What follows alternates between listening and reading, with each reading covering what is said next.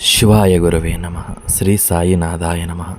సాయి తత్వాన్ని అర్థం చేసుకునే ఈ ప్రయాణంలో సాయి సచ్చరిత్ర రచన దబోల్కర్ గారు, అదే మన హేమద్బంత్ గారి గురించి, వారు మొదటిసారి షిరిడీ వెళ్ళినప్పుడు జరిగిన పరిణామాన్ని బట్టి సాయి సన్నిధి ఎంత గొప్పదో ఒక్కసారి ఆలోచిద్దాం.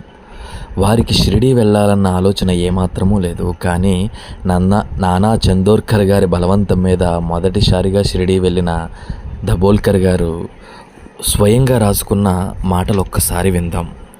నా సర్వేంద్రియాలు తృప్తి చెందాయి, ఆకలి దప్పులు మరిచిపోయాను.